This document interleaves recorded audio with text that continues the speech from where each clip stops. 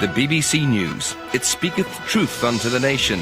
Yet when you look closely at this magnificent set, we actually have a bit of an illusion on our hands. Good evening, I'm Michael Burke, and I'm real, which is more than can be said for the rest of this studio. It doesn't exist. Not the floor, not the lights, not even the cut glass coat of arms. It's all virtual reality. So, though it doesn't look it, the actual studio is really terribly Spartan. So how do we do that? Well, the first thing that hits your eye with the news is the cut glass coat of arms. Inside it is a spinning globe of the world. A direct descendant of this, the original famous BBC spinning globe. We couldn't have had a real crest built in glass to put in the studio, because first of all they wanted one that was to look really huge in the studio, which would have been totally impractical and obviously dangerous as well. Instead, the logo was created on a computer. First, Jo made an outline of the new design on her screen. Then she colour-coded the outline into a three-dimensional image.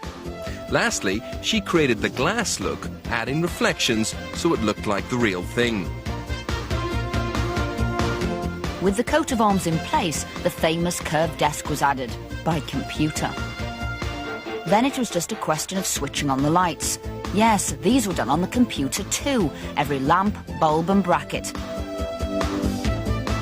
They create the illusion they're really working because they were designed to match up exactly with the way the studio seems to be lit. Once this was sorted, there was another big challenge for the BBC's design staff. We wanted a design theme that ran through all the programmes, but the programme editors wanted each programme to have its individuality. We had to find a way to please everyone. The answer was to make subtle colour changes in the set for each news bulletin. Positive pink for the morning, going through various darkening stages of blue through the day, to the main news of the night in authoritative dark blues and bronze. Good morning and a warm welcome to Business Breakfast. Good morning to you. It's 8 o'clock on afternoon. Good evening. Good night. Behind the newsreader, there are 7 coloured panels, not computerised, but the real thing. They're easily removable and can be changed over to suit the next bulletin's colour scheme. The whole operation only takes 20 minutes, which means at the beginning of each day, the set's ready in plenty of time for the breakfast broadcast.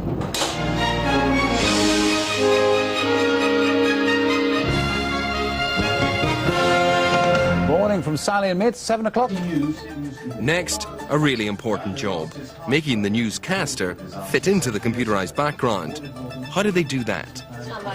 Well, they take the real image of Michael Burke and simply shrink him down to size. A painless process, luckily. But what that means is that Michael Burke works in a world that doesn't really exist. So how does he feel about that?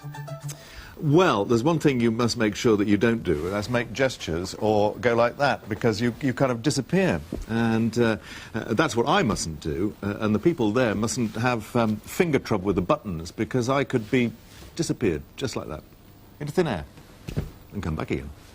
Roads and railways. For the illusion to work, everything has to be very tightly coordinated. Otherwise, things can get a bit wobbly. Russia's Foreign Minister, Yevgeny Primakov, has told NATO he's ready to begin discussions on a new understanding. They get round this problem by using robot cameras, which look like they're close relatives to Doctor Who's Daleks. They find their way around the studio floor with a barcode scanning system, much like the one used in your local supermarket. The light at the back of the camera scans the barcodes on the studio walls, and from that, the camera works out where it is. But in overall control is a human being. By simply touching the screen, he can pick the picture he wants, and the camera will go after it. I really rather miss having cameramen there, partly for, I know, the company when you're doing the programme, and also because you get a kind of reaction. I suppose it's like any speaker talking to an audience. I kind of miss that. And also they're a bit like Daleks. They kind of light up and move around in this rather eerie sort of way. So it makes you feel a bit funny sometimes. What these clever little robots mustn't do, of course, is to get their wires crossed. Neither must they mow down or exterminate any humans who might happen to be on the studio floor. So each camera has an invisible infrared skirt, which allows them to detect any obstacle in their path, living or otherwise. All very futuristic.